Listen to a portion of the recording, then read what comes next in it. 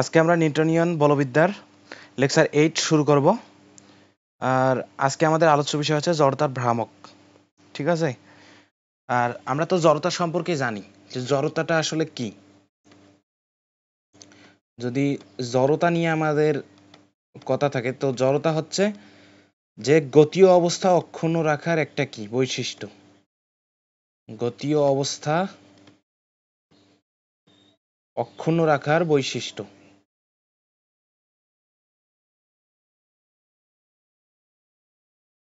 আচ্ছা, অক্ষুণ্ণ না দিয়ে এখানে গতীয় অবস্থা বজায় রাখার প্রবণতা।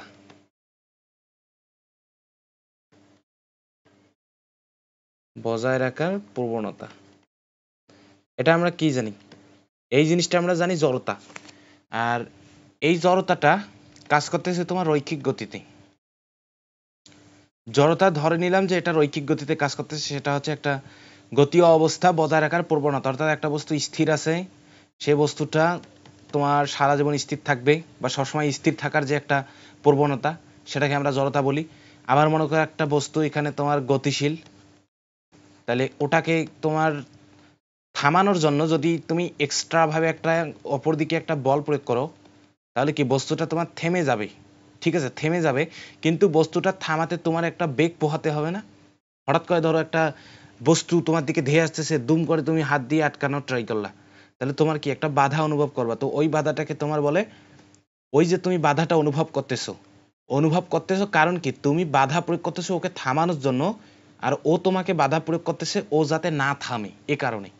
তো ও যে বাধাটা দিচ্ছে তোমাকে, অর্থাৎ ও যে প্রবণতা দেখা যে না আমি গতিশীল থাকবো, আমি থামবো না, তো এই যে প্রবণতা এটাকে আমি বলতেছি জড়তা। আবার ঘূর্ণন গতির জন্য, ঘূর্ণন গতির বেলায় জিনিসটা এরকম। সেটা হচ্ছে যে একটা বস্তু মনে করো ঘূর্ণন গতীয় অবস্থা, আমরা এখানে শুধু মডিফাই করে দেব ঘূর্ণন গতি অবস্থা আছে। এখানে ঘূর্ণন গতির জন্য তোমার কি ঘূর্ণন জড়তা বা জড়তার ভ্রামক। ঘূর্ণন গতির বেলায় যে জড়তাটা থাকে সেটা হচ্ছে ঘূর্ণন জড়তা বা জড়তার ভ্রামক।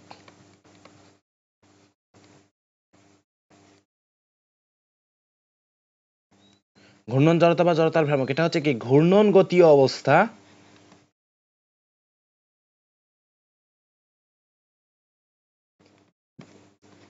বজায় রাখার প্রবণতা।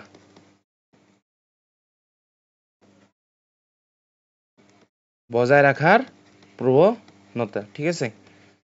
এটা হচ্ছে দেখো একটা বস্তু তোমার যদি একটা নির্দিষ্ট অক্ষকে ইয়া করে ঘুরতে থাকে, মনে করো এই অক্ষটাকে ও কেন্দ্র করে ঘুরতেছে। দেখো এই বস্তুটা মনে করো এখানে একটা এক্সিস আছে, সেই এক্সিসকে ও কেন্দ্র করে এইভাবে ঘুরতেছে। তো আমি যদি এর অপর দিক বরাবর, অর্থাৎ তোমরা নিজের একটা চিন্তা করো যে একটা বস্তু এরকম ঘুরতেছে, এই বস্তুটাকে হঠাৎ করে আমি হাত দিয়ে যদি একে থামানোর ট্রাই করি, তাহলে কি আমার হাতটা এভাবে ছিটকে যাওয়ার একটা কি অনুভূত হবে না? ধরো একটা খুব জোরে একটা বস্তু ঘুরতেছে, হঠাৎ করে যদি আমি বস্তুটা ধরে আটকানোর ট্রাই করি, তাহলে বস্তুটা কি আমার হাতটাকে ছিটকে দেওয়ার একটা প্রবণতা দেখাবে। অর্থাৎ এই বস্তুটাও ওর ঘূর্ণন অবস্থা থেকে সরে আসতে চাচ্ছে না, অর্থাৎ এই যে ঘুরতেছে ঘুরতেই চাচ্ছে। হঠাৎ করে যদি কেউ এসে বাধা দেয়, তাহলে কি তাকে ও অতিক্রম করে ঘোরার ট্রাই করে। এই যে ও যে একটা অবস্থা দেখালো যে না আমি ঘুরতেই থাকবো, এই অবস্থাটাকে আমরা বলতেছি ঘূর্ণন জড়তা বা জড়তার ভ্রামক। ঠিক আছে। রৈখিক গতির বেলায় যে জড়তার যে পরিমাপক, রৈখিক গতির বেলায়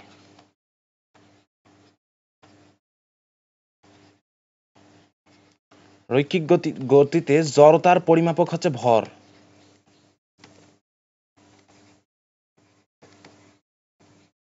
জড়তার পরিমাপক হলো ভর, ঠিক আছে, সেটা হচ্ছে এম। আর তোমার কৌণিক গতির বেলায় কৌণিক বা ঘূর্ণন দেই, এটা হলো তোমার ঘূর্ণন গতির বেলায় জড়তার পরিমাপক হলো তোমার কি জড়তার ভ্রামক। জড়তার ভ্রামক এটাকে আমরা কি দ্বারা আইডেন্টিফাই করি ভাই? এটাকে আমরা আই দ্বারা আইডেন্টিফাই করি, ঠিক আছে, আই। আশা করি তোমরা জিনিসটা বুঝছো।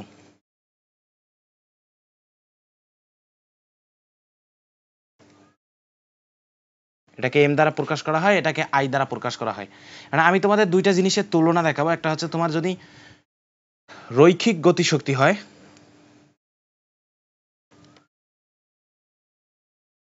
রৈখিক গতিশক্তি যদি হয়, রৈখিক গতিশক্তি হচ্ছে ইকে হচ্ছে তোমার হাফ এম ভি স্কয়ার, ঠিক আছে। আর কৌণিক গতির বেলা যদি কৌণিক গতিশক্তি হয়, আমরা রৈখিক আর কৌণিকের তুলনা আগামী ক্লাসে পড়বো, নেক্সট ক্লাসে পড়বো, ঠিক আছে। আর যদি এটা তোমার রৈখিক গতিকে যদি আমি ইকে 1 দ্বারা প্রকাশ করি, আর কৌণিক গতি এটা ঘূর্ণন গতি,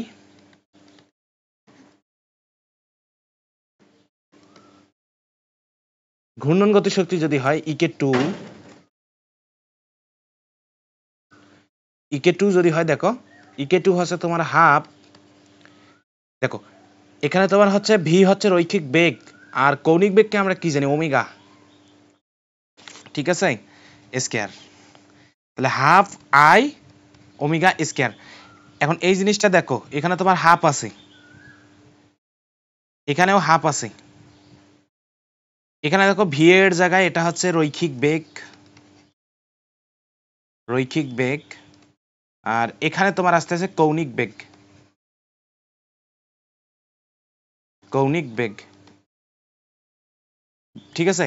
আর এইখানে দেখো আই, আর এখানে আছে এম, অর্থাৎ রৈখিক গতির বেলায়, রৈখিক গতির বেলায় তোমার জড়তার পরিমাপক হচ্ছে ভর, আর কৌণিক গতির বেলায় তোমার জড়তার পরিমাপক হচ্ছে জড়তার ভ্রামক। তুলনাটা দেখাইলাম যে দুইটা সূত্রের মধ্যে তুলনা করে, আমরা তুলনার মাধ্যমে আমরা কিন্তু বুঝতে পারি যে আসলে যে কাজটা রৈখিক গতিতে ভর করে, এম করে, যে জিনিসটা এম ভর করে, সেই কাজ, একই কাজ কৌণিক গতি বা ঘূর্ণন গতির বেলায় তোমার কি আই করতেছে, আই হচ্ছে জড়তার ভ্রামক। তাহলে আশা করি জিনিসটা বুঝছো।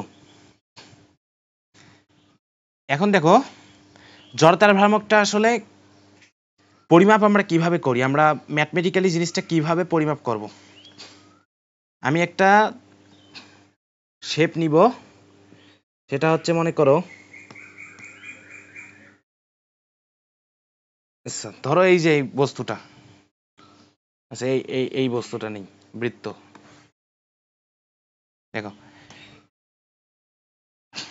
এই বস্তুটা মনে করো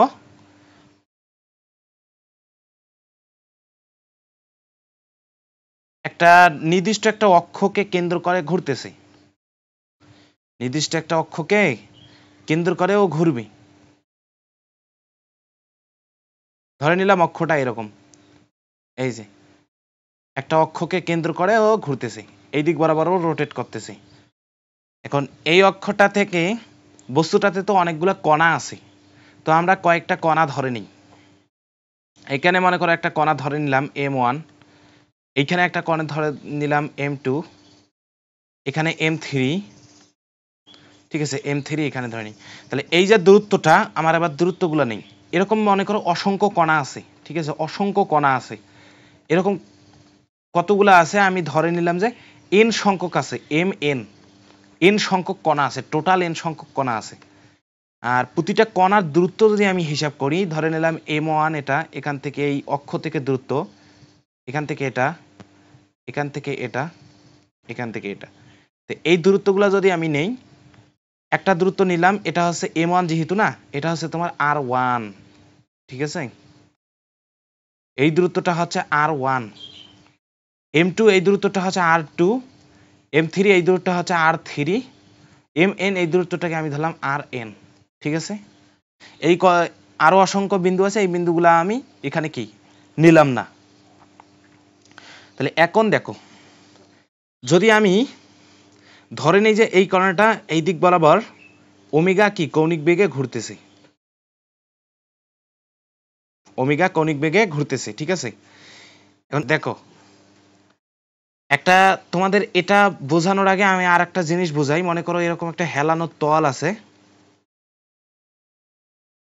তোমরা কথাটা জাস্ট বিশ্বাস করে নিবা, প্রুফ তোমরা চাইলে নিজেরাও করতে পারবা। একটা মনে করো এই জায়গায় একটা বস্তু তোমার গড়ায় গড়ায় পড়তেছে, ঠিক আছে, এই জায়গায় একটা বস্তু মনে করো গড়ায় গড়ায় পড়তেছে, কিভাবে পড়তেছে, আবার দেখো জিনিসটা গড়ায় গড়ায় পড়তেছে, ও এই দিক বরাবর একটা ঘূর্ণন দিচ্ছে নিজ অক্ষের সাপেক্ষে, এইখানে কেন্দ্র করে গড়াইতেছে আবার পড়তেছে। তাহলে এই যে জিনিসটা গড়া প্লাস পড়া, এখানে তোমার দুইটা গতিশক্তি থাকে, একটা হচ্ছে রৈখিক গতিশক্তি। এই ধরনের কেসে তোমাদের কি থাকবে, রৈখিক গতিশক্তি প্লাস কৌণিক গতিশক্তি থাকবে, কৌণিক গতিশক্তি, ঠিক আছে, রৈখিক প্লাস কৌণিক। আবার দেখো একটা বস্তু মনে করো একটা শুধু অক্ষ আছে, এই অক্ষের সাপেক্ষে তোমার একটা বস্তু রোটেট করে, এই অক্ষের সাপেক্ষে বস্তুটা ঘুরতেছে, ঠিক আছে, এই অক্ষের সাপেক্ষে মনে করো এইভাবে বস্তুটা ঘুরতেছে, শুধু বস্তুটা নিজ অক্ষের সাপেক্ষে ঘুরতেছে, এই পুরো সিস্টেমটার কোনো শিফটিং নাই। কোন পুরো সিস্টেমটা, এই যে পুরো সিস্টেমটা আছে, এই যে পুরো সিস্টেমটা আছে না, এই পুরো সিস্টেমটার কোনো গতি নাই, ও শুধু একটা চাকতি, এই চাকতিটা ধরো নিজ অক্ষের সাপেক্ষে ঘুরতেছে। এই ধরনের কেসে তোমার আমরা মূলত যেটা মডিফাই করি, যেটা লিখি, সেটা হচ্ছে ঘূর্ণন গতিশক্তি।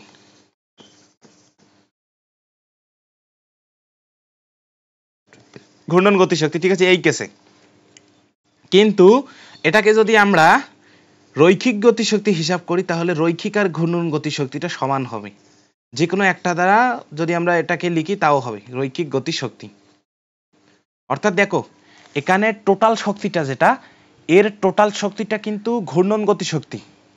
আবার ঘূর্ণন গতিশক্তি থেকে যদি আমরা কোনোভাবে রৈখিক গতিশক্তিতে একে কনভার্ট করে নেই, তাহলে দুইটা শক্তির মান সেম আসবে, সেটা ওর নিজ অক্ষের সাপেক্ষে ঘূর্ণন, আর কোনো কিন্তু ঘূর্ণন, অর্থাৎ পুরো সিস্টেমটা কিন্তু কোনো গতি থাকতেছে না। আমি এটা বোঝাচ্ছি যে এই চাকতিটা তো এইভাবে ঘুরতেছে, কিন্তু আবার যদি এই পুরো সিস্টেমটা একটা নির্দিষ্ট বেগে চলতো, তখন তাহলে তার থাকতো কি ঘূর্ণন গতিশক্তি আর রৈখিক গতিশক্তি তার সমান হতো না, তখন কিন্তু ঘূর্ণন গতিশক্তি একটা পেতাম আর রৈখিক গতিশক্তি আরেকটা পেতাম। কিন্তু এখানে যেহেতু তোমার বস্তুটা শুধু নিজ অক্ষের সাপেক্ষে ঘুরতেছে, এখানে তোমার যে ঘূর্ণন গতিশক্তিটা আছে ওটাই আসলে তোমার রৈখিক গতিশক্তি হিসাবেই আছে, ঠিক আছে। আর এখানে দেখো এই বস্তুটা নিজ অক্ষের সাপেক্ষে ঘুরতেছে প্লাস এখান থেকে পড়তেছে, তাহলে এখানে দুইটা কাহিনী, একটা নিজ অক্ষের সাপেক্ষে ঘোরা প্লাস পথ অতিক্রম করতেছে, অর্থাৎ এই সিস্টেমটাও চলতেছে, ঠিক আছে। তাহলে এখানে তোমার রৈখিক গতিশক্তি আছে প্লাস ঘূর্ণন গতিশক্তি আছে, কিন্তু এই দুইটা কখনোই সমান হবে না। কিন্তু এই কেসে, এই ধরনের কেসে দুইটা সমান হবে। তাহলে এবার আমরা আশা করি এই জিনিসটা বুঝবো।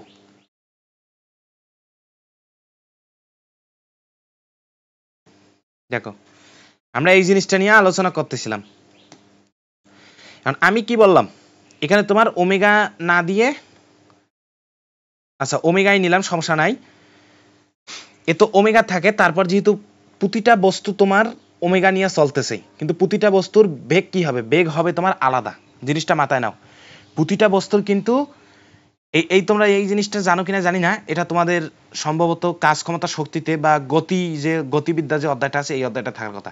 এই পুরো সিস্টেমটা আমি ধরে নিছি ওমেগা কৌণিক বেগে ঘুরতেছে পুরো সিস্টেমটা, তাহলে অর্থাৎ কি দেখো এইখানে একটা মনে করো বস্তু আছে, এই যে এই এমন বস্তুটা, এমন বস্তুটাও কিন্তু ওমেগা কৌণিক বেগে ঘুরতেছে, আবার এই M2 বস্তুটা এটাও কিন্তু ওমেগা কৌণিক বেগে ঘুরতেছে, আবার দেখো এই M3 বস্তুটা এটাও ওমেগা কৌণিক বেগে ঘুরতেছে, আবার যদি এইখানে এই যে এই জায়গায় একটা পয়েন্ট চিন্তা করি, এই পয়েন্টটা কিন্তু ওমেগা কৌণিক বেগে ঘুরতেছে।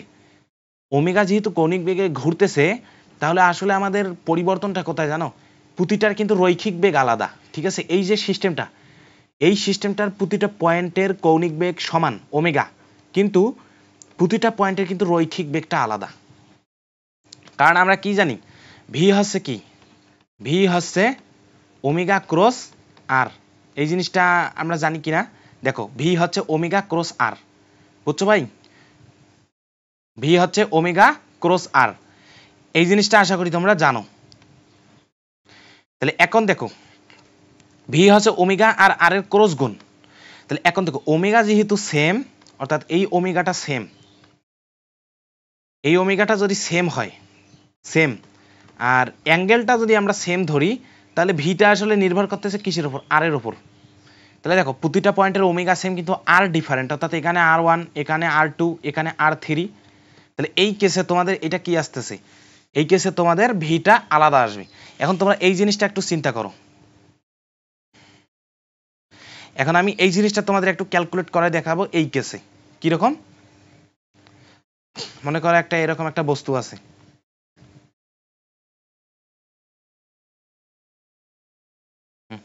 এরকম একটা বস্তু, একটা এক্সিস নিতে হবে,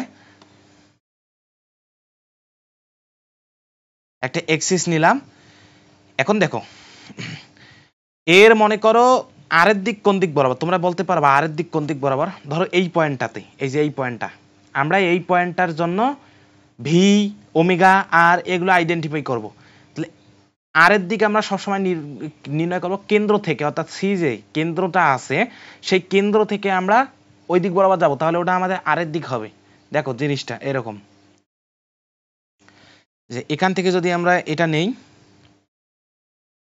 তাহলে আমাদের আরের দিক আসতেছে এইটা, এইটা হচ্ছে আমাদের আরের দিক, আরের দিক, ঠিক আছে, আর ভেক্টর।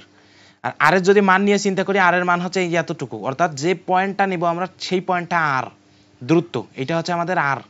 যদি আমাদের শুধু মান নিয়ে কাজ করা লাগে, ঠিক আছে, শুধু মান নিয়ে কাজ করা লাগে। দেখো জিনিসটা একবার দেখে নাও, আমি এটা আন্ডু করে দিচ্ছি।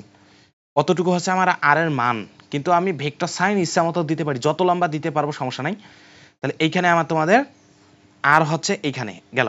তারপর দেখো আর তো পেলাম, এখন ওমেগার দিক কোন দিক, যদি আমাদের এই জিনিসটা এই দিক বরাবর রোটেট করে, এর ঘূর্ণন যদি এই দিক বরাবর হয়, তাহলে আমরা এর ওমেগার দিক পাবো উপরের দিক, ঠিক আছে, অর্থাৎ ঘড়ির কাঁটার বিপরীতে যদি জিনিসটা ঘোরে, তাহলে ওর উপরের দিক পাবো আমরা, ওর ওমেগার দিক, এই দিক বরাবর হচ্ছে আমার ওমেগা। আশা করি তোমরা জিনিসটা বুঝছো। একটা হচ্ছে আর হচ্ছে সেন্ট্রাল থেকে, সেন্টার থেকে একদম বাইরের দিকে, সেটা হচ্ছে আরের দিক, আর ওমেগার দিক হচ্ছে এই দিক বরাবর, সেটা হচ্ছে ঘড়ির কাঁটার বিপরীতে যদি তোমার ঘোরে তাহলে উপরের দিকে, আর ঘড়ির কাঁটার দিকে যদি ঘোরে তাহলে ওমেগার দিক হচ্ছে নিচের দিকে। এই জিনিসটা আশা করি তোমরা মাথায় রাখবা। তাহলে এখন তোমার দেখো আরের দিক হচ্ছে এই দিক, ওমেগার দিক এই দিক, ভি হচ্ছে ওমেগা ক্রস আর, ওমেগা ক্রস আর। তাহলে দেখো ওমেগা আর আর যদি তোমরা ক্রস করো, এখানে আমি তোমাদের ডান হাত দিয়ে জিনিসটা বোঝাতে পারছি না, কিন্তু এখানে তোমার ডান হাতি রুলস অনুযায়ী কি হবে জানো, ওমেগা ক্রস আর যদি করো তাহলে এটা হবে ওমেগা আর আর এর সমতলে লম্ব বরাবর একটা ভেক্টর আসবে, এই যে এই দিক বরাবর তোমাদের আসবে ওমেগা ক্রস আর। এটা হচ্ছে তোমার এই দুইটা ভেক্টরের উপর কিন্তু লম্ব, এই দুইটা ভেক্টরের উপর লম্ব। এইটা হচ্ছে কি ওমেগা ক্রস আর এর দিক, সরি এটা হচ্ছে ওমেগা ক্রস আর। তাহলে কি বুঝলাম, ঘড়ির কাঁটার দিকে যেহেতু রোটেট করতেছে, অর্থাৎ এই দিক বরাবর জিনিসটা ঘুরতেছে, এই দিক বরাবর, তো এই দিক বরাবর যখন ঘুরবে তখন ওমেগার দিক উপরের দিকে, আরের দিক ডান দিকে। তোমরা যারা নিউটনীয় বলবিদ্যা যেহেতু পড়তেছো, তাহলে তোমাদের ভেক্টর নিয়ে আশা করি স্ট্রং বেসিক আছে। তাহলে তোমরা নিজেরা জিনিসটা চিন্তা করো যে ওমেগা ক্রস আর যদি আমি ক্রস গুণফল করি, ডান হাতি রুল বা স্ক্রু যে রুলটা ছিল, ওই রুলটা অনুযায়ী তোমাদের ওমেগা ক্রস আর এর দিকটা হবে এই দুইটা তলের উপর লম্ব, এই দিক বরাবর না, কিন্তু ওই দিক বরাবর হবে। তোমরা ডান হাতি রুলটা একটু এখানে অ্যাপ্লাই করে দেখো, এই দিক বরাবর, অর্থাৎ এই দিক বরাবর আসলে কি জানো, এইটা আমরা ওমেগা ক্রস আরটা আসলে কি, এই জিনিসটা আসলে কি, দেখো তো এই জিনিসটা আসলে আমার হচ্ছে ভি, অর্থাৎ এই জিনিসটাই আমার ভি, ঠিক আছে। তাহলে এই আমি যদি এই লাল রেখাটাকে একটু শিফটিং করে নেই, ভেক্টর তো আমরা শিফট করতে পারি, তাই না, তাহলে দেখো তো এইখানে আসতেছে না ভিটা, সমান্তরালে যদি আমি শিফটিং করি জিনিসটা, দেখো তো এদিক বরাবর হয় কিনা। একটু চিত্র আঁকতে একটু সমস্যা হয়েছে, এই কারণে একটু সমান্তরাল বোঝাচ্ছে না। তাহলে দেখো অর্থাৎ এই কোণটা আর এই কোণটা সমান নিছি, এই দুইটা হচ্ছে প্যারালাল। তাহলে দেখো এইটা হচ্ছে আমার ভি এর দিক। এখন তোমরা স্বাভাবিকভাবেই দেখো এটা হচ্ছে তোমার কি রৈখিক বেগ, এটা হচ্ছে আমার রৈখিক বেগ, ঠিক আছে। তাহলে দেখো জিনিসটা তোমাদের জিনিসটা ঘুরতেছে এই দিক বরাবর, স্বাভাবিকভাবেই ওর রৈখিক বেগ কিন্তু কোনো একটা পয়েন্টে এই দিক বরাবর থাকবে। আর এই কোণটা তোমরা কত বলতে পারবা, এই কোণটা হচ্ছে তোমার 90 ডিগ্রি, এই কোণটা হচ্ছে 90 ডিগ্রি, কারণ কি এটা তো আমরা আগেই বের করছি, এটা 90 ডিগ্রি। কিভাবে 90 ডিগ্রি, দেখো এই ভেক্টরটা হচ্ছে তোমার এই ভেক্টরের সাথেও লম্ব, এই যে এইটা, এটা তো হচ্ছে তোমার ওমেগা ক্রস আর। ওমেগা ক্রস আর মিন্স কি, ওমেগা ক্রস আর হলো, এটা হচ্ছে তোমার ওমেগা ক্রস আর। ওমেগা ক্রস আরটা হচ্ছে ওমেগার উপর লম্ব, এই ওমেগার উপর লম্ব প্লাস আর এর উপর লম্ব। জিনিসটা বুঝছো কিনা? ওমেগা ক্রস আর হচ্ছে ওমেগার উপর লম্ব আর এর উপর লম্ব। এই ওমেগা ক্রস আরটাকে আমি শিফটিং করে এই যে এইখানে আনছি, এই যে এখানে আনছি। তাহলে এখানেও তো তোমার এই ইয়ারের উপর লম্ব হবে, এই যে আর এর উপর লম্ব হবে অবশ্যই, তাহলে এটা 90 ডিগ্রি। আবার এই কোণটা হচ্ছে 90 ডিগ্রি। যেহেতু চিত্রটা একটু আমি এই দিক দিয়ে মানে বাইরে থেকে বোঝাচ্ছি, এই কারণে এটা 90 ডিগ্রি যদিও মনে হচ্ছে না, কিন্তু আসলে এটা 90 ডিগ্রি আছে, ঠিক আছে? আমরা একটু কিন্তু বাঁকাভাবে এগুলা অবজার্ভ করতেছি, অর্থাৎ এই জিনিসটা আমরা একটু সোজাভাবে অবজার্ভ না করে একটু বাঁকাভাবে অবজার্ভ করতেছি, এই জন্য এটা 90 ডিগ্রি মনে হচ্ছে না। কিন্তু এই কোণটাও 90 ডিগ্রি, এই কোণটাও 90 ডিগ্রি। কারণ কি, এই যে ভেক্টরটা আছে, এই ভেক্টরটা তো আমাদের ওমেগা ক্রস আর, তাহলে ওমেগা ক্রস আরটা হচ্ছে তোমার এইটা যদি ওমেগা হয়, ওমেগার উপর লম্ব প্লাস এই আর এর উপরও লম্ব, তাহলে এটা তোমার 90 ডিগ্রি, ঠিক আছে? এখন দেখো জিনিসটা, কোনো একটা বস্তু যখন এইভাবে ঘোরে, এভাবে যখন রোটেট করে, তখন ওর আসলে যে কোনো পয়েন্টে আসলে কৌণিক বেগটা তোমার স্পর্শকের সাথে লম্ব বরাবর। দেখো জিনিসটা এখানে একটু আমি কি আমার ভাষাটা একটু বোঝাই, সেটা হচ্ছে এরকম যদি একটা বস্তু তোমার যদি এরকম রোটেট করতে থাকে না, তাহলে এই পয়েন্টে যদি তোমরা রৈখিক বেগটা বের করো, এই রৈখিক বেগটা হবে এখানে তুমি যদি একটা স্পর্শক আঁকো না এই পয়েন্টে, এই স্পর্শকের দিকে, অর্থাৎ এখানে যদি আমি একটা এভাবে স্পর্শক অঙ্কন করি, এই যে এভাবে যদি একটা স্পর্শক অঙ্কন করি ওই পয়েন্টে, তাহলে আমার ওইটা হবে তোমার ভি এর দিক, ঠিক আছে? যদি এই দিক বরাবর রোটেট করি, রোটেশনের দিকটাও কিন্তু ইম্পর্টেন্ট, এদিক বরাবর রোটেট করলে আমার ভি এর দিক হবে ওই দিক বরাবর। এই ভিটা হচ্ছে রৈখিক বেগ। আবার দেখো এই দিক বরাবর যদি রোটেট করে, তাহলে এই উপরের দিক বরাবর হবে তোমার ওমেগার দিক। আমি আগে বলছি ঘড়ির কাঁটার বিপরীতে যদি রোটেট করে, তাহলে ওমেগা এর দিক হবে উপরের দিকে। আর এই পয়েন্টে যদি, আচ্ছা ধরো এই পয়েন্টে আমার যদি আর নির্ণয় করতে বলে, আর হবে কি, কেন্দ্র থেকে আমি বাইরের দিকে আর নেব, এটা হচ্ছে আমার আর এর দিক। আমি জিনিসটা একটু রিভিশন করে দিলাম, ঠিক আছে? হ্যাঁ, তাহলে এখন এই জায়গায় একটা জিনিস দেখো, আমি মূলত যে কথাটা এখানে বলার জন্য এই সূত্রটা লিখছি যে ভি হচ্ছে ওমেগা ক্রস আর, এখান থেকে আমরা কি লিখতে পারি, ভি হচ্ছে ওমেগা ক্রস আর, তাহলে কি লেখা যায় দেখো, ওমেগা আর সাইন থিটা, এটা আমরা লিখতে পারি না? ওমেগা আর সাইন থিটা আমরা শুধু যদি মান নিয়ে কাজ করি, অর্থাৎ ভি এর মান নিয়ে যদি আমরা শুধু কাজ করি, দেখো এখানে আমি এখন ভি এর মান নিয়ে কাজ করব, আমি এখানে ভি এর মান নিয়ে কাজ করবো, ওমেগা আর সাইন থিটা। তাহলে মান নেওয়ার কারণে আমি ওই যে একক ভেক্টর যেটা ইটা ক্যাপ ওটা দিলাম না।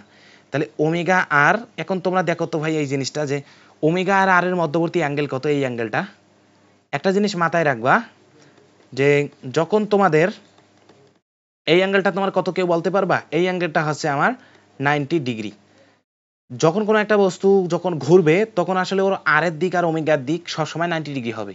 বস্তু যখন একটা ঘুরবে, একটা অক্ষকে কেন্দ্র করে যখন ঘুরবে, তখন ওর আর এর দিক আর ওমেগার দিক সবসময় 90 ডিগ্রি। ওমেগা আর সাইন 90, এখানে হবে সাইন 90, ওমেগা আর সাইন 90 ডিগ্রি।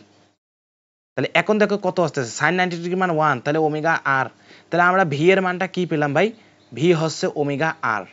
আশা করি তোমরা জিনিসটা বুঝছো। আমি এতক্ষণ ধরে তোমাদের কি জিনিসটা বোঝাইলাম, সেটা হচ্ছে কোনো একটা বস্তু যদি একটা অক্ষকে কেন্দ্র করে ঘুরতে থাকে, তাহলে ওর রৈখিক বেগটা হবে ওমেগা আর এর গুণফল সাইন 90। এখানে ওই যে ক্রস গুণ থাকে, কিন্তু আসলে 90 ডিগ্রি হওয়ার কারণে এখানে তোমার শুধু থাকতেছে পরে ওমেগা আর। তাহলে এখন আমি তোমাদের জড়তার ভ্রামকের বিষয়টা আশা করি একটু ক্লিয়ারলি বোঝাতে পারবো। যেটুকু বেসিক দরকার ছিল তোমাদের আমি বুঝাই দিয়েছি। তাহলে আমি আর একটা কি জিনিস যেটা এখানে মিস করলাম, সেটা হচ্ছে, আচ্ছা প্রিভিয়াস এই যে এখানে তোমার যে ওমেগা আরটা আছে, আমি কি বলছিলাম যে একটা বস্তু যখন, এই যে প্রিভিয়াস পেজে দেখো তোমার ওমেগা কিন্তু সেম পুরো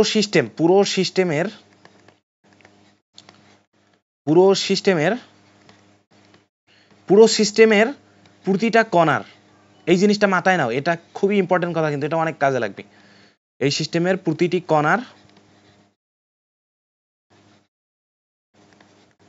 কণার ওমেগা সেম, কিন্তু V different, D I double F দিলাম, ঠিক আছে? V different. দেখো জিনিসটা মাথায় নাও, প্রতিটা কণার কিন্তু ওমেগা সেম, অর্থাৎ এখানে একটা কণা আছে সেটার ওমেগা যা, এখানে একটা ওমেগা কণা আছে সেটার ওমেগা তা, কিন্তু আসলে এখানে যে কণাটা আছে তার ভি, এখানে যার কণাটা আছে তার ভি সমান হবে না। কারণ কি? এইবার সেটা আমরা নেক্সট পেজে একটু দেখি সূত্রটাই। ভি হচ্ছে ওমেগা আর, আমি তো আগেই বললাম যে ওমেগা থাকে সেম, ওমেগা তোমার সেম থাকে, ঠিক আছে, ওমেগা কি থাকে, সেম থাকে, এই ওমেগাটা তোমার সেম থাকতেছে। তাহলে প্রতিটা কণার জন্য এই যে এখানে একটা কণা আছে সেটার আর আলাদা, এখানে একটা কণা আছে সেটার আর আলাদা, এখানে একটা কণা সেটার আর আলাদা, এখানে একটা কণা সেটার আর আলাদা। তাহলে ওমেগা সেম আর ডিফারেন্ট, আর চেঞ্জ হচ্ছে, আর যখন চেঞ্জ হবে, আর যখন চেঞ্জ হবে তখন আসলে তোমার ভিটা কি চেঞ্জ হবে। ঠিক আছে, কেন ভি চেঞ্জ হয় তাহলে আশা করি তোমরা জিনিসটা বুঝছো। ঠিক আছে, আর যখন চেঞ্জ হবে তখন ভিটা অটোমেটিক্যালি চেঞ্জ হয়ে যাবে। তাহলে এখন দেখো আমরা আশা করি জিনিসটা ক্লিয়ারলি বুঝবো। এখন তাহলে আমাকে কি আলাদাভাবে এখানে লিখে দেওয়া লাগবে যে M1 বস্তুর তোমার বেগ হচ্ছে তোমার কি V1, এটা আমরা লিখে দেই। তাহলে M1 বস্তুর জন্য বেগ হচ্ছে V1। আচ্ছা দেখো, তাহলে M1 বস্তুর জন্য তোমার ভিটা আসতেছে কি হইল,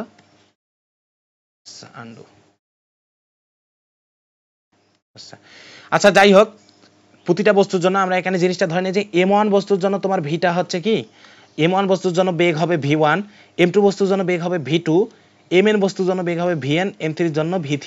আর প্রতিটা কণার কিন্তু কৌণিক বেগটা হচ্ছে ওমেগা।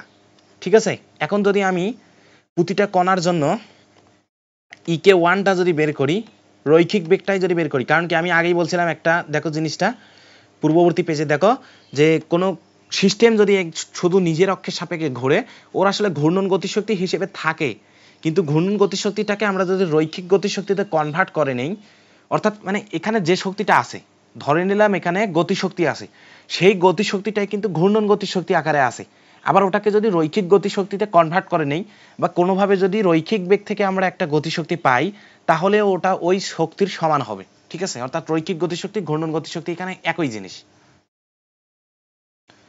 তাহলে এখানে দেখো EK1 যদি আমরা রৈখিক গতিশক্তি দ্বারা প্রকাশ করি, হাফ EK1 বলতে M1 বস্তুর জন্য M1 V1 স্কয়ার।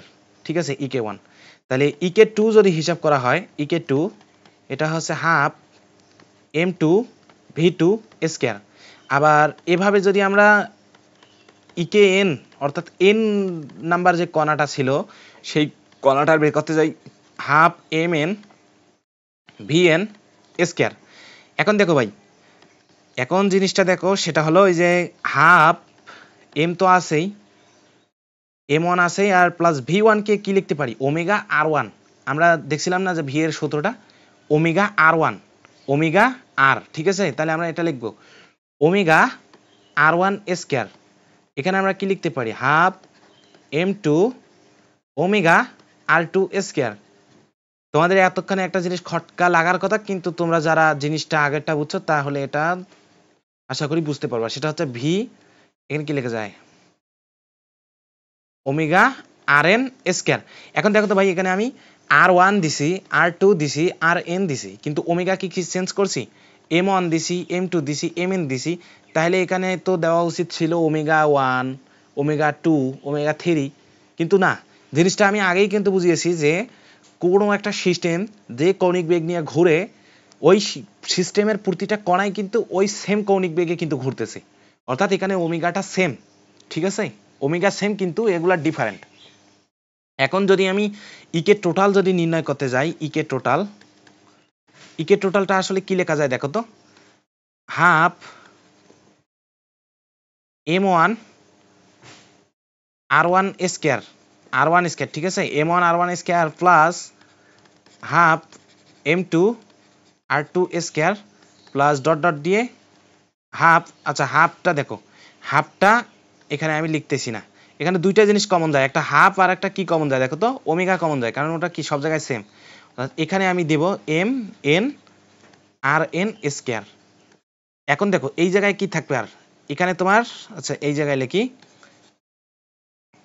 এই জায়গায় তোমার থাকতেছে হাফ ওমেগা, এটা হচ্ছে ইকে টোটাল।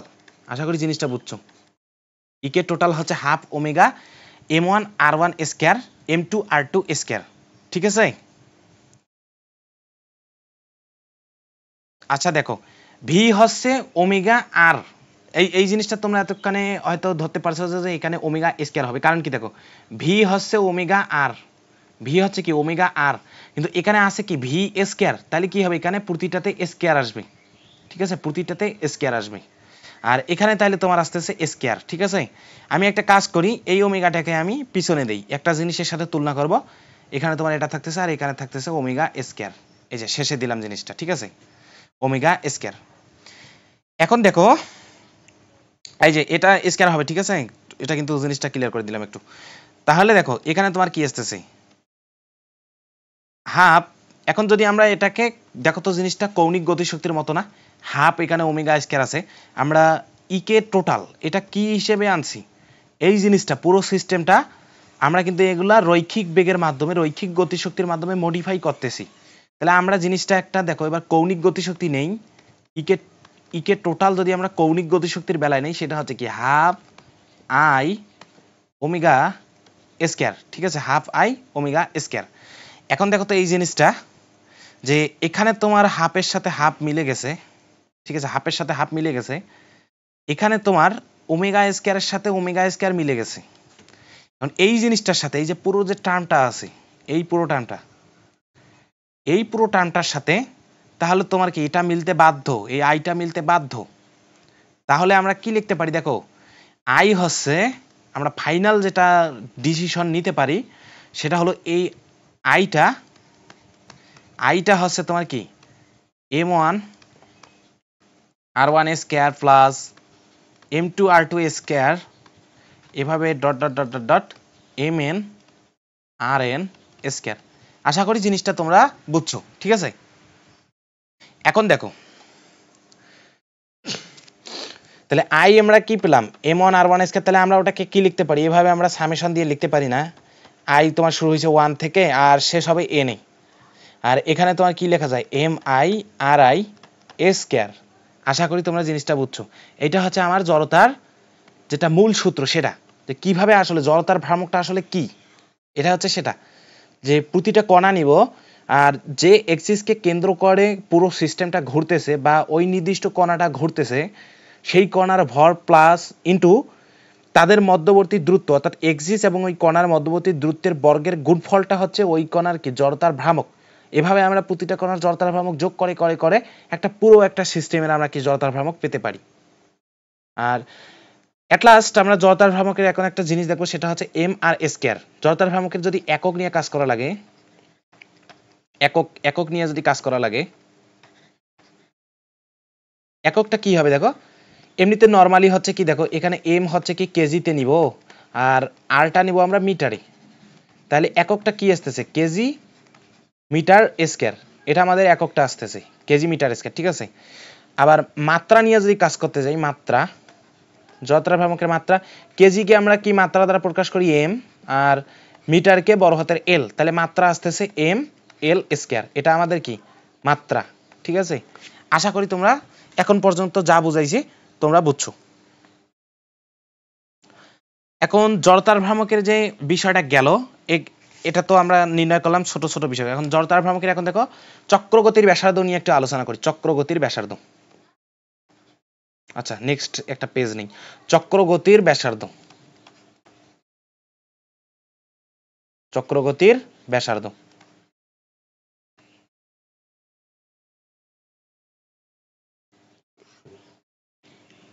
চক্রগতির ব্যাসার্ধ কি, মনে করো একটা এরকম একটা বিচ্ছিন্ন একটা সিস্টেম আছে, এরকম একটা বিচ্ছিন্ন একটা সিস্টেমে আমরা কি বের করব, জড়তার ভ্রামক বের করব, ঠিক আছে। একটা জড়তার ভ্রামক বের করব, এক্সিসটা নিলাম, মনে করো এইখানে একটা এক্সিসটা নিলাম,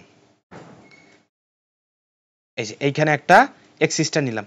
এখন দেখো আমাদের একটা জিনিস, আমরা কি এরকম একটা জিনিস চিন্তা করতে পারি না যে এটা তো নির্দিষ্ট কোনো একটা শেপ না, তাহলে এর কোন শেপটা নিয়ে আমরা এই পুরো বস্তুটার ভর যদি নেই এম, দেখো পুরো বস্তুর ভর আমরা কি নিলাম এম নিলাম, পুরো বস্তুর ভর এম নিয়েছি।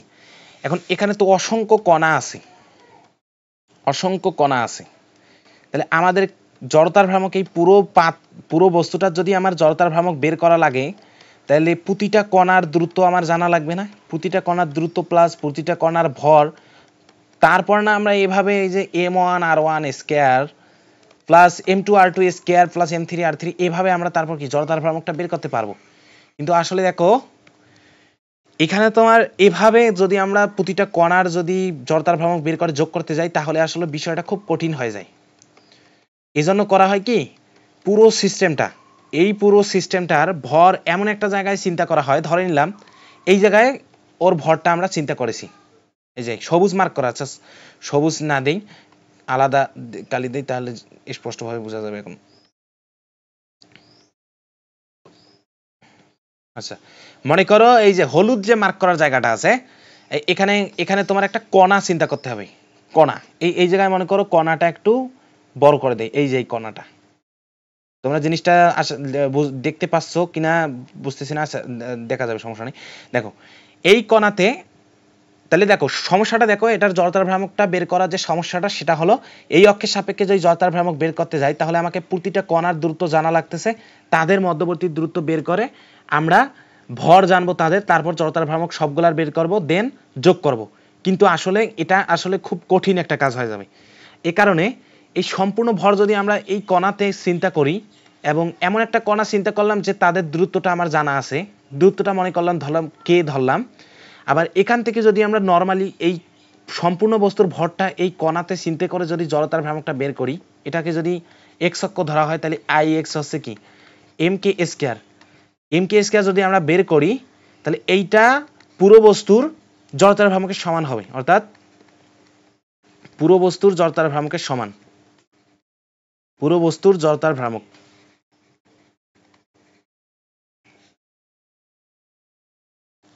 পুরো বস্তুর জড়তার ভ্রামক।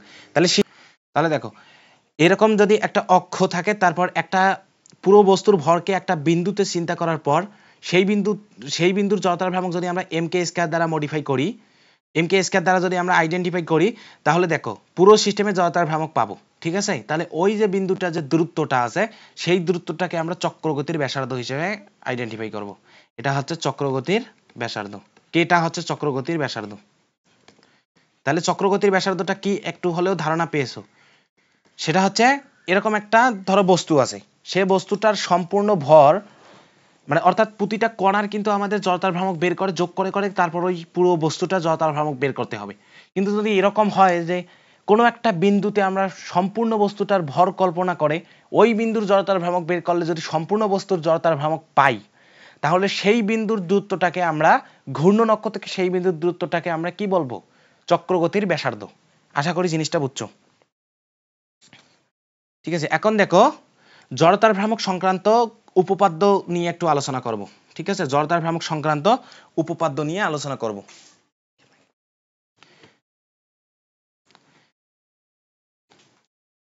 উপপাদ্য, জড়তার ভ্রামক সংক্রান্ত উপপাদ্য।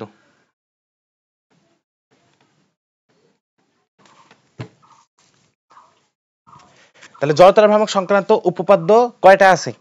তোমরা যারা আগে একটু হলেও পড়ছো তারা নিশ্চয়ই জানো যে জড়তার ভ্রামক সংক্রান্ত উপপাদ্য দুইটা আছে, আমাদের সিলেবাসে দুইটা আছে। একটা হচ্ছে কি লম্ব অক্ষ উপপাদ্য, আর একটা হচ্ছে সমান্তরাল অক্ষ উপপাদ্য। আমরা তাহলে প্রথমে সমান্তরাল অক্ষ উপপাদ্য পড়ি। ঠিক আছে, উপপাদ্য এক নম্বরে যে উপপাদ্যটা পড়তে চাচ্ছি সেটা হচ্ছে সমান্তরাল অক্ষ উপপাদ্য। ঠিক আছে, সমান্তরাল অক্ষ উপপাদ্য।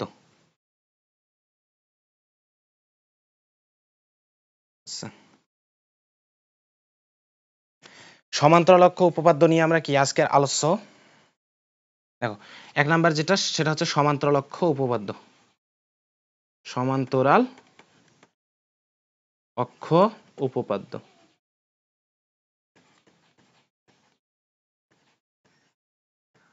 সমান্তরাল অক্ষ উপপাদ্য, এখন ধরো একটা বস্তু, এরকম একটা বস্তু, তোমার এরকম একটা বস্তু আছে, এই যে ধরে নিলাম এরকম একটা বস্তু তোমাদের আছে। ঠিক আছে, এটা আছে, এর ভর কেন্দ্র মনে করো এখানে, এর ভর কেন্দ্র এই যে এই পয়েন্টে হচ্ছে এর ভর কেন্দ্র। ঠিক আছে, এই পয়েন্টে এর ভর কেন্দ্র। তাহলে ভর কেন্দ্রে আমি একটা এক্সিস চিন্তা করে নেই, এখানে মনে করো ভর কেন্দ্রে একটা এক্সিস চিন্তা করলাম, ভর কেন্দ্রটাকে আমরা ধরো জি দ্বারা আইডেন্টিফাই করতেছি।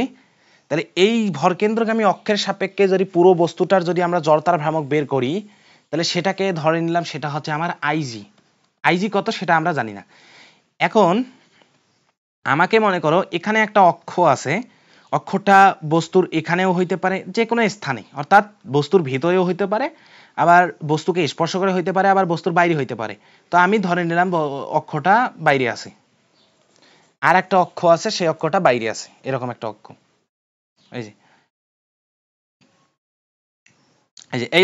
এই অক্ষটাকে আমি ধরে নিলাম IX, অর্থাৎ এই অক্ষের সাপেক্ষে এই সিস্টেমটা। আচ্ছা দেখো, এই যে অক্ষটা আছে, এটা হচ্ছে তোমার ভরকেন্দ্রগামী অক্ষের সাপেক্ষে বস্তুটা এইভাবে ঘুরবে। আবার এই অক্ষের সাপেক্ষে বস্তুটা দেখো পুরো সিস্টেমটাই কিন্তু চারদিক বরাবর ঘুরবে, অর্থাৎ ও আর নিজের অক্ষের সাপেক্ষে ঘোরার কোনো চান্স নাই। অক্ষটা যদি এখানে থাকে, এখানে একটা অক্ষ থাকে, তাহলে ওই অক্ষটাকে কেন্দ্র করে বস্তুটা ঘুরবে। আবার এখানে আছে, এখানে অক্ষটাকে কেন্দ্র করে ঘুরতেছে। আবার দেখো এখানে যখন অক্ষটা নিছি, তখন আসলে এই পুরো সিস্টেমটা কিন্তু ঘুরবে, ঠিক আছে। তাহলে আমার বের করতে হবে এই অক্ষের সাপেক্ষে জড়তার ভ্রামক কত। এই অক্ষের সাপেক্ষে জড়তার ভ্রামক যদি আমি IX দ্বারা আইডেন্টিফাই করি, IX, ঠিক আছে, IX হবে, দেখো IX। তাহলে আমাকে সমান্তরাল অক্ষ উপপাদ্য কি বলে? কোনো একটা নির্দিষ্ট অক্ষের সাপেক্ষে জড়তার ভ্রামক, সেটা হচ্ছে IX, অর্থাৎ X অক্ষ। এই অক্ষটাকে আমি X অক্ষ ধরলাম, আর X অক্ষের সাপেক্ষে জড়তার ভ্রামক হচ্ছে IX। কোনো একটা নির্দিষ্ট অক্ষের সাপেক্ষে জড়তার ভ্রামক হচ্ছে ওই বস্তুটার ভরকেন্দ্রগামী অক্ষের সাপেক্ষে জড়তার ভ্রামক, সেটা হচ্ছে IG, প্লাস বস্তুটার ভর যদি M হয়, M, এবং তাদের মধ্যবর্তী দূরত্ব, এই বস্তুটার ভর M ধরে নিলাম, তাদের মধ্যবর্তী দূরত্ব বলতে যে অক্ষের সাপেক্ষে জড়তার ভ্রামক নির্ণয় করব, সেই অক্ষ থেকে তোমার ভরকেন্দ্রগামী অক্ষের লম্ব দূরত্ব, ঠিক আছে, এই দূরত্বটা যদি আমার H হয়, এই দূরত্বটা H তার বর্গ। তাহলে দেখো জিনিসটা আরেকবার, সমান্তরাল অক্ষ উপপাদ্য বলে কোনো একটা বস্তুর তোমার যে কোনো নির্দিষ্ট একটা অক্ষের সাপেক্ষে জড়তার ভ্রামক হচ্ছে, যে কোনো নির্দিষ্ট একটা অক্ষ, সেটা হচ্ছে এই অক্ষটা, এই অক্ষের সাপেক্ষে জড়তার ভ্রামক হচ্ছে বস্তুটার ভরকেন্দ্রগামী অক্ষের সাপেক্ষে জড়তার ভ্রামক IG, প্লাস সম্পূর্ণ বস্তুর ভর M, এবং যে অক্ষের সাপেক্ষে জড়তার ভ্রামক নির্ণয় করব আর ভরকেন্দ্রগামী যে অক্ষটা আছে তাদের মধ্যবর্তী দূরত্ব H, তার বর্গের গুণফলের সমান। আশা করি সমান্তরাল অক্ষ উপপাদ্য তোমরা জিনিসটা ধরছো, ঠিক আছে। এখন আমাদের নেক্সট উপপাদ্য, সেটা হচ্ছে লম্ব অক্ষ উপপাদ্য। 2 নাম্বার যেটা কাজ করব সেটা হচ্ছে লম্ব অক্ষ উপপাদ্য।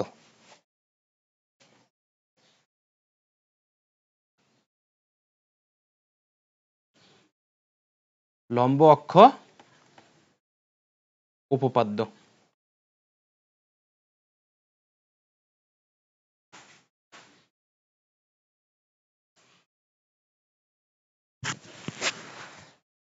তাহলে দেখো লম্ব অক্ষ উপপাদ্য, লম্ব অক্ষ উপপাদ্য কি বলে? এরকম মনে করো একটা সিস্টেম, একটা বস্তু মনে করো তোমার, এই যে একটা বস্তু ধরে নিই আমি, বস্তুটা একটা চিত্র এঁকে বস্তুটা বোঝাই। আচ্ছা চিত্র না, একটা শেপ নেই, নির্দিষ্ট একটা আয়তাকার বা বর্গাকার শেপ নেই। দেখো এই যে লম্ব অক্ষ উপপাদ্যটা ভালো করে, এটা ভালো করে বুঝতে হবে, আগেরটাও আশা করি বুঝছো। দেখো এখানে তোমার অক্ষ আছে, তো এবার আমি এখানে কয়েকটা অক্ষ নেই, একটা 3 ডাইমেনশনাল একটা কেস আঁকবো এখানে, ঠিক আছে, 3 ডাইমেনশনাল কেস। সেটা আছে এই দিক বরাবর মনে করো একটা অক্ষ আছে, জিনিসটা স্পষ্ট বোঝা যায় কিনা? যায়, অবশ্যই যাবে।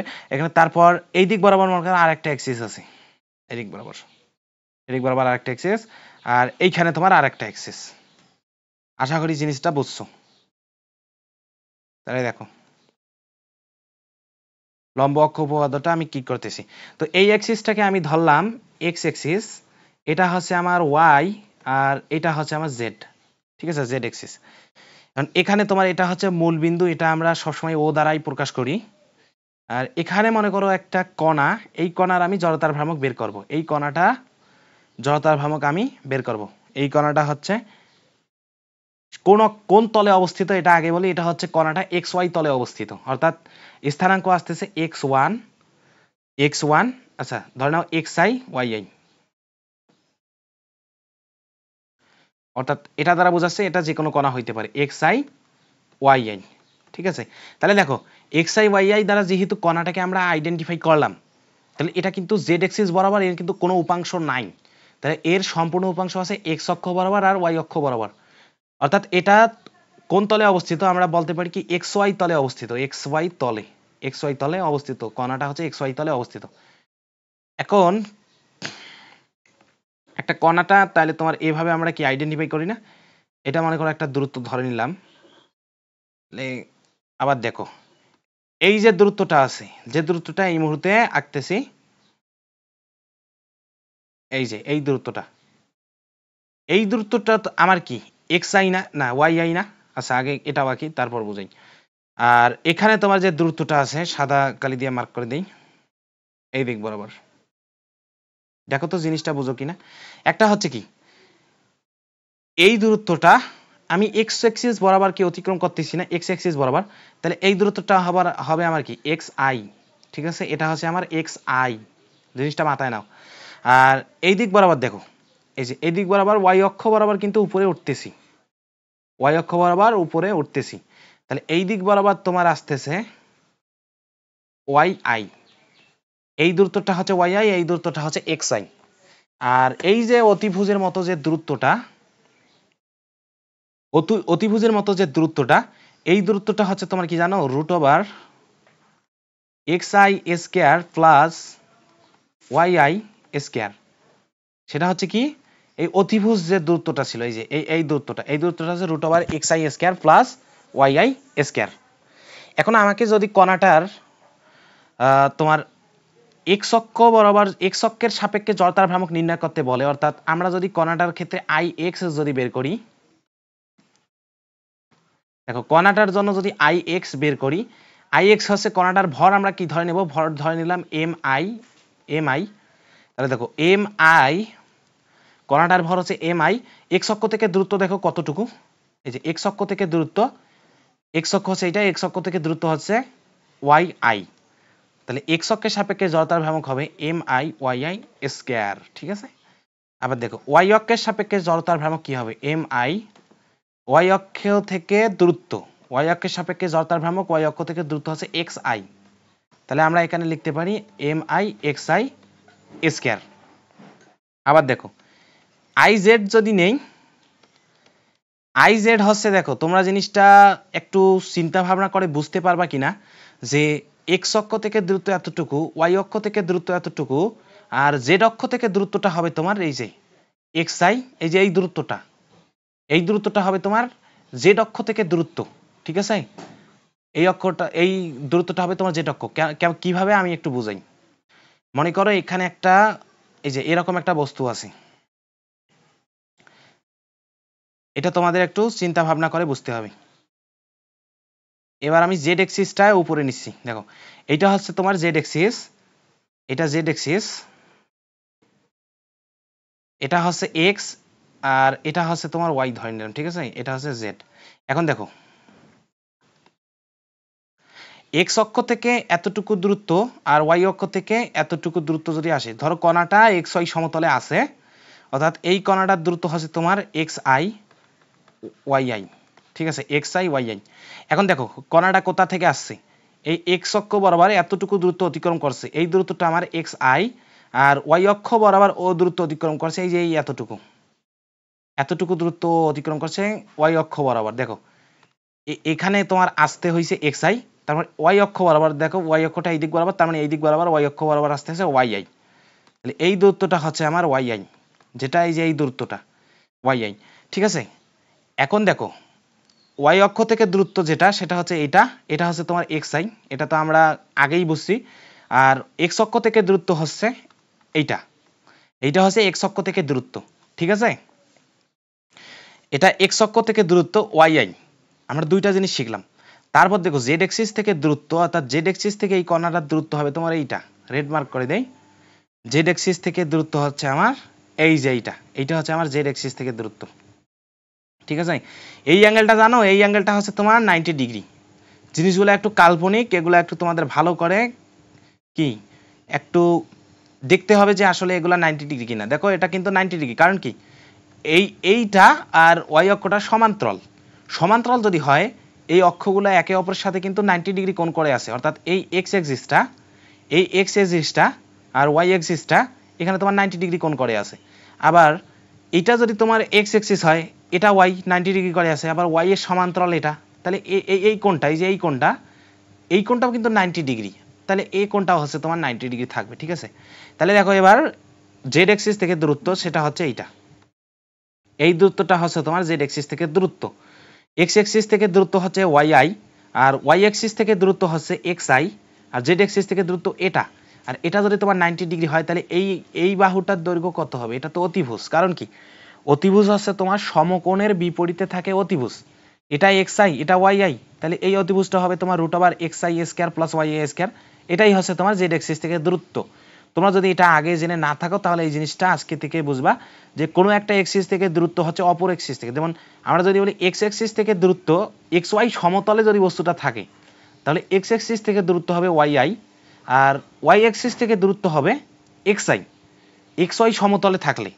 আর জেড এক্সিস থেকে দূরত্ব হবে root over x square plus y square. ঠিক আছে, আশা করি জিনিসটা বুঝছো। তাহলে জেড আই কি হবে? এম আই ইন্টু, তাহলে জেড এক্সিস থেকে দূরত্বটা আমার এই যে এইটা জেড এক্সিস, এইটা জেড এক্সিস থেকে দূরত্ব হচ্ছে এটা তো লিখছি আমি root over x I square plus Y I square. তাহলে root over x I square plus Y I square এর উপর স্কয়ার, কারণ কি আমরা দূরত্বের বর্গটা নিচ্ছি। তাহলে দেখো তো m i x I square plus y square আসতেছে কিনা, কারণ এই স্কয়ার রুট আমরা কি করে দিতে পারি? ক্যান্সেল। তাহলে এখন দেখো m i x I square plus m i y I square, এই জিনিসটাকে কি লেখা যায়? এই জিনিসটা দেখো তো আমরা কি শিখছি? M i y I square, এটা হচ্ছে আই এক্স, এটা হচ্ছে আই এক্স, আর এম আই, আচ্ছা সরি এইখানে মনে হয় একটু উল্টা লিখছি না। আচ্ছা ঠিক আছে, দেখো m i x I square, m i x I square এইটাকে আমরা কি লিখি? এটাকে লিখি আই ওয়াই, এই যে এখানে আমরা কি আই ওয়াই নির্ণয় করছি, m i x I square হচ্ছে আই ওয়াই, আর এই জিনিসটাকে আমরা লিখি আই এক্স। তাহলে আমরা কি লিখতে পারি? ফাইনালি যেটা আমাদের ফাইনাল ডিসিশন যেটা, সেটা হচ্ছে আমরা এটা লিখতে পারি, সেটা হচ্ছে আই জেড হচ্ছে i x plus i y. এইটাই আমার লম্ব অক্ষ উপপাদ্যের মূল যে জিনিসটা, সেটা হচ্ছে কোনো একটা তিনটা যদি অক্ষ থাকে, তিনটা যদি অক্ষ আমরা চিন্তা করি, এখানে একটা অক্ষ, এখানে একটা অক্ষ, এখানে একটা অক্ষ, একটা বস্তু যদি কোনো একটা নির্দিষ্ট দুইটা অক্ষের সমতলে অবস্থান করে, অর্থাৎ এই যে বস্তুটা, এই বস্তুটা আমরা ধরছি এক্স ওয়াই সমতলে অবস্থান করতেছে, তো এক্স অক্ষের সাপেক্ষে বস্তুটার জড়তার ভ্রামক, ওয়াই অক্ষের সাপেক্ষে বস্তুর জড়তার ভ্রামকের যোগফলটা হবে তোমার জেড অক্ষের সাপেক্ষে জড়তার ভ্রামক। ঠিক আছে, জিনিসটা বোঝো। সমতলে কিন্তু থাকা লাগবে এক্স ওয়াই সমতলে, বস্তুটাকে থাকা লাগবে এক্স ওয়াই সমতলে। এক্স ওয়াই সমতলে যখন বস্তুটা এক্সিস্ট করতেছে, তখন এক্স অক্ষের সাপেক্ষে বস্তুটার জড়তার ভ্রামক ও ওয়াই অক্ষের সাপেক্ষে বস্তুর জড়তার ভ্রামকের সমষ্টি তাই হচ্ছে কি জেড অক্ষের সাপেক্ষে বস্তুটার জড়তার ভ্রামক। ঠিক আছে, মানে এটা হলো কি একটা কণার জন্য আমরা এরকম বের করছি, এরকম এখানে একটা কণা আছে সেটার জন্য এভাবে বের করতে পারবো, এখানে একটা কণা আছে সেটার জন্য বের করতে পারবো। তো এভাবে অসংখ্য কণা যোগ করতে করতে আমরা পুরো বস্তুটার কিন্তু এই সেম ভাবেই কিন্তু কি জড়তার ভ্রামক পেতে পারি। তাহলে আজকে জড়তার ভ্রামক নিয়ে এতটুকুই। নেক্সট ক্লাসে আমরা জড়তার ভ্রামকের অনেকগুলো জিনিস দেখবো। জড়তার ভ্রামক রিলেটেড আর একটা লেকচার হবে, সেটা অনেক অ্যাডভান্সের জিনিসও করব। তাহলে আজকে এখানেই।